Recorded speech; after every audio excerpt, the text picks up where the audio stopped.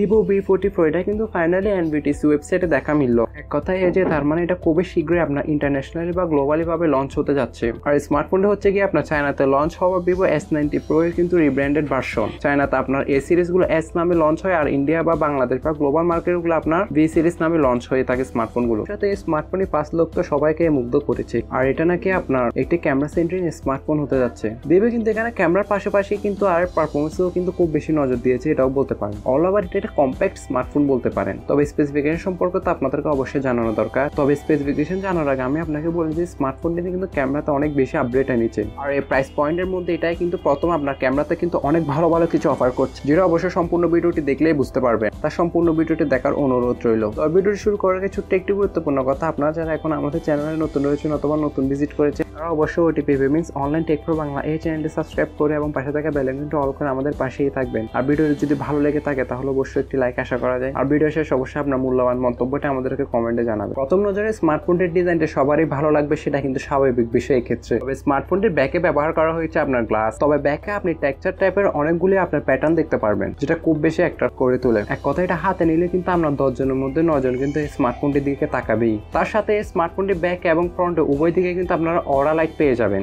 অরা light নিয়েও সামনে বিস্তারিত থাকবে। আর ইনহ্যান্ড ফিল নিয়ে বললে স্মার্টফোনটির উভয় দিকে যেহেতু কার্ভ করা হয়েছে তাই ইনহ্যান্ড ফিলে কিন্তু খুব ভালো পেয়ে যাবেন। তার সাথে এটা থিকনেস করা হয়েছে কিন্তু আপনার 7.6 মিলিমিটার এবং এটার ওজন করা হয়েছে আপনার 192 গ্রাম। অনেকের মনে অবশ্যই এতক্ষণে ব্যাটারির কথা মনে পড়ে গিয়েছে। স্মার্টফোনটিতে কিন্তু থাকছে 5500 mAh এর ম্যাসিভ একটি ব্যাটারি। তার সাথে আপনি কিন্তু 80 ওয়াটের ফাস্ট চার্জিং এর সুবিধাও পেয়ে যাবেন। ফলে আপনি কিন্তু নর্মাল ইউজের 1.5 দিনের থেকে একটু বেশি ব্যাটারি ব্যাকআপ আপনি ইজিলি পেয়ে যাবেন। তবে এদিক দিয়ে এই জিনিসটা আমাদেরকে মুগ্ধ করলো যে স্মার্টফোনটার ওজন 192 গ্রাম হওয়া সত্ত্বেও কিন্তু এই স্মার্টফোনটিতে ব্যবহার করা হয়েছে আপনার 5500 mAh এর একটি ব্যাটারি। তাই বলতে পারেন এটা একটা প্রশংসনীয় দিক। তবে ডিসপ্লে নিয়ে বললো এখানে কিন্তু তারা কোনো প্রকার কমতি রাখে না ডিসপ্লেতেও। কারণ এই স্মার্টফোনটিতে কিন্তু তারা ডিসপ্লে হিসেবে ব্যবহার করা হয়েছে আপনার 6.78 ইঞ্চি মাপের একটা অ্যামোলেড ডিসপ্লে, যেটা আপনার 120 হার্জ এর কিন্তু 5 রিফ্রেশ রেট করে সাপোর্ট করে। তার সাথে এতে কিন্তু রেজোলিউশন হিসেবে থাকছে আপনার 1.5K এবং এটা আপনার 10 বিট একটি কালার ডিসপ্লে বলতে পারেন। এবং এর স্ক্রিন টু বডি রেশিও করা হয়েছে আপনার 90.2%। তার সাথে আরো থাকছে কিন্তু আপনার 4500 নিটস এর পিক ব্রাইটনেস। ওভারঅল যদি আমি এক কথায় ডিসপ্লে নিয়ে বলি তাহলে ডিসপ্লেতে কিন্তু কোনো প্রকার ঘাটতি রাখেনি তারা। ওভারঅল এক কথায় আপনি মাল্টিমিডিয়া বলুন অথবা কন্টেন্ট ওয়াচিং বলুন বা ভিডিও ওয়াচিং বলুন, সেক্ষেত্রে অনেক গুড একটা রেজাল্ট এই ডিসপ্লেটি থেকে আপনারা পেয়ে যাবেন। এবার একটু নড়াচড়া দেওয়া যাক স্মার্টফোনটির ক্যামেরার ব্যাপারে। কারণ স্মার্টফোনটির মেন চমক হচ্ছে স্মার্টফোনটির ক্যামেরা। স্মার্টফোনটির ব্যাকে রয়েছে কিন্তু triple camera setup with ring light and aura light. এর ব্যাকে কিন্তু আপনার মেন ক্যামেরা হিসেবে থাকছে আপনার 50 মেগাপিক্সেলের মেন একটি ওয়াইড সেন্সর, যেখানে তারা সেন্সর হিসেবে ব্যবহার করা হয়েছে আপনার সনির IMX921। তবে এই সেন্সরটি আপনি সনি আর ভিভো দুজনে কলাপ করে তৈরি করেছে। তার সাথে এর ব্যাক ক্যামেরা কিন্তু আরো থাকছে OIS। দেন সেকেন্ডারিতে আসলে কিন্তু আপনি 50 মেগাপিক্সেল আরেকটি টেলিফোটো লেন্স পেয়ে যাবেন এবং এতেও কিন্তু OIS থাকছে, যার দ্বারা আপনি 2x পর্যন্ত অপটিক্যাল জুমও করতে পারবেন। এবং সর্বশেষ থার্ডে থাকছে কিন্তু 8 মেগাপিক্সেলের একটি আলট্রা ওয়াইড। স্মার্টফোনটি মিন সেলফি ক্যামেরা ফ্রন্ট আসলেও কিন্তু আপনি 50 মেগাপিক্সেলের একটি ওয়াইড ক্যামেরা পেয়ে যাবেন, যার রেজাল্টও কিন্তু আপনার ব্যাক ক্যামেরা মেন ক্যামেরার মতন থাকবে। স্মার্টফোনটি যদি ইমেজ কোয়ালিটি নিয়ে বলুন তাহলে অনেকটাই আপনার রিয়েলিস্টিক দেখাবে ছবিগুলো। তার সাথে কিন্তু আপনি স্মার্টফোনটি কিন্তু পোর্ট্রেট মোডে ফুল ফোকাল লেন্থের ইউজ করতে পারবেন, যেটা আপনি বলতে পারেন যে অন দিস বাজেট রেঞ্জ এটাই প্রথম।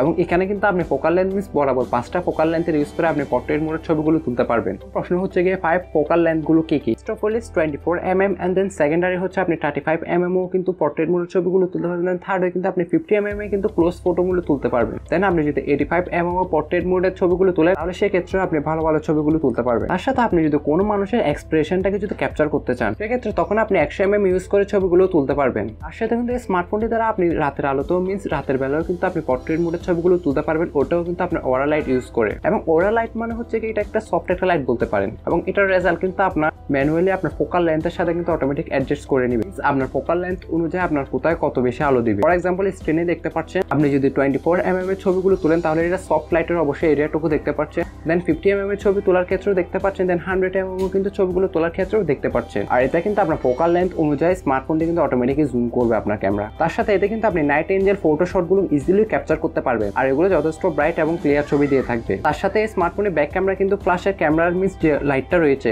সেটাও কিন্তু অটোমেটিক আপনার অ্যাডজাস্টমেন্ট হবে। তবে সেলফি ক্যামেরার ক্ষেত্রে সেটা আপনাকে ম্যানুয়ালি করতে হবে, কারণ সেলফি ক্যামেরার বেলায় এখানে সামনে দুটো অরা লাইট দেওয়া হয়েছে ঠিক, বাট কালারটা আপনাকে ম্যানুয়ালি অ্যাডজাস্টমেন্ট করতে হবে। তবে এটা আশা করা যাচ্ছে যে ইন ফিউচারে যদি কোনো আপডেট আসে তখন আমরা সেলফি ক্যামেরা ক্যামেরার যে ফ্ল্যাশ লাইটের যে অ্যাডজাস্টমেন্টটা রয়েছে আপনার ম্যানুয়ালি, সেটা তখন অটোমেটিক হয়ে যাবে। তার সাথে স্মার্টফোনটিতে কিন্তু আরো রয়েছে আপনার এআই এর অনেকগুলো ফিউচার, আর ব্যাক ক্যামেরা দ্বারা আপনি সর্বোচ্চ 4K 30 FPS এর ভিডিওগুলো শুট করতে পারবেন ইজিলি। তাই ওভারঅল যদি স্মার্টফোনটি ক্যামেরা সেটআপ নিয়ে বলে, তাহলে অন দিস বাজেটে এক কথায় কিন্তু দুর্দান্ত একটা আপনার ক্যামেরা সেটআপ এখানে প্রোভাইড করেছে। তার সাথে কিন্তু এর পারফরমেন্সেও কিন্তু তারা ঘাটতি রাখেনি। অ্যান্ড্রয়েড 14 এর সাথে আসা স্মার্টফোনে কিন্তু ব্যাকএন্ডে রান করছে আপনার অরিজিন ওএস 4, ফলে যথেষ্ট মোটামুটি অনেক ক্লিন এবং একটা লাইট ওয়েট আপনি ইউআই পেয়ে যাবেন। আর চিপসেটের প্রসঙ্গে বললে স্মার্টফোনটিতে কিন্তু চিপসেট হিসেবে তারা ব্যবহার করা হয়েছে মিডিয়াটেক ডাইমেনসিটি 9200+, যেটা 4 ন্যানোমিটার ট্রানজ্যাকশনের উপর তৈরি করা একটি অক্টা-কোর প্রসেসর। এবং এই চিপসেটটির একাই স্মার্টফোনটিতে কিন্তু আপনি জেনশিন ইম্প্যাক্টের মতন গেম 60 FPS এ রেখে প্লে করতে পারবেন। তবে এতে আপনি ম্যাক্সিমাম FPS পেয়ে যাবে আপনি 57 FPS, means after 30 minute playing এর পরে। তবে স্মার্টফোনটি একটি ক্যামেরা সেন্ট্রিক স্মার্টফোন হওয়ার পরেও কিন্তু তারা পারফরমেন্সে কিন্তু অনেক বেশি গুরুত্ব দিয়েছে। আদারওয়াইজ অনেক স্মার্টফোন রয়েছে যারা আপনার ক্যামেরা সেন্ট্রিক হলে পারফরমেন্সে গুরুত্ব দেয় না, পারফরমেন্সে গুরুত্ব দিলে ক্যামেরাতে গুরুত্ব দেয় না। তবে এটা বলতে পারেন যে অলরাউন্ডার একটি স্মার্টফোন। এবারে কথা বলা যাক স্মার্টফোনটির প্রাইসিং এর ব্যাপারে, আর এটি বাজারে কি কি ব্র্যান্ডে অ্যাভেলেবল পাবে সেটা অবশ্যই আমি স্ক্রিনে দিয়ে দিব। তবে প্রাইসিং এর বিষয়টি জানার আগে ছোট্ট একটি গুরুত্বপূর্ণ কথা, আপনারা যারা এখন আমাদের চ্যানেলে নতুন রয়েছেন তাহলে প্লিজ আমাদের চ্যানেলটি সাবস্ক্রাইব করে হয়ে যাবেন। এই চ্যানেলে ফ্যামিলি মেম্বার দেন, পাশে থাকা বেল আইকনটি অল করে দিবেন। আর ভিডিওটি যদি বিন্দুমাত্র ভালো লেগে থাকে তাহলে অবশ্যই একটি লাইকের আশা করা যায়। আর আপনার মূল্যবান মন্তব্যটি আমাদেরকে অবশ্যই কমেন্টে জানাতে ভুলবেন না। প্রাইসিং এর সম্পর্কে বললে স্মার্টফোনটি বেস ভেরিয়েন্টের প্রাইস কিন্তু আপনার চায়নাতে রাখা হয়ে যায় 3999 চীনি ইউয়ান, যেটা ইন্ডিয়ান টাকা কনভার্ট করলে অলমোস্ট 45 কিংবা 40,000 রুপিতে গিয়ে দাঁড়ায়। আর বাংলাদেশের টাকা কনভার্ট করলে অলমোস্ট 64,500 টাকাতে গিয়ে দাঁড়ায়। তবে এটা আপনার ইন্ডিয়ান মার্কেটে হয়তো বা 50 থেকে 55,000 রুপির মধ্যে আমরা স্মার্টফোনের বেস ভেরিয়েন্টটা অ্যাভেলেবল দেখতে পারবো। তবে এটা আমার মত, কারণ এটি সম্পর্কে এখন আমি কোনো অফিসিয়াল তথ্য পাইনি। তবে বাংলাদেশে আসলে স্মার্টফোনটির প্রাইস যে বেড়ে যাবে সেটা অবশ্যই আপনারা কম বেশি সবাই ধারণা করতে পারছেন। তবে এটা ইন ফিউচার বাংলাদেশে যদি লঞ্চ হয়ে প্রাইসটা একটু ড্রপ হবে ঠিক, তবে ততক্ষণ পর্যন্ত কেউ ওয়েট করবে। তবে আপনারা যদি জেনে থাকেন তাহলে অবশ্যই আমাকে কমেন্টে জানাবেন। তবে এবার দেখারই পারা যায় স্মার্টফোনটি কখন আপনার লঞ্চ হয় গ্লোবালি ভাবে, আর বাংলাদেশে এবার প্রাইস কত টাকা হতে পারে। তবে আমার মতে স্মার্টফোনটি 50 কিংবা 55,000 টাকার মধ্যে কিন্তু যদি এর অফিসিয়ালটা যদি বাংলাদেশে অ্যাভেলেবেল পাওয়া যায় তাহলে এটা মোটামুটি একটা বেস্ট ডিল হতে যাবে। তবে আপনারা জানেন যে বাংলাদেশে স্মার্টফোনগুলো প্রাইস কিরকম ভাবে বেড়ে যায়। তাই নিয়ে আমি বেশি কথা অবশ্যই বাড়াবো না। ভিডিওটা সবারই ভালো লেগেছে, ভালো লেগে থাকলে অবশ্যই একটি লাইকের আশা করা যায়। ইনশাআল্লাহ দেখা হচ্ছে নতুন কোন একটি ভিডিওতে। ততক্ষণ পর্যন্ত আপনারা সবাই ভালো থাকবেন, সুস্থ থাকবেন। টেক কেয়ার, আল্লাহ হাফেজ, আসসালামু আলাইকুম।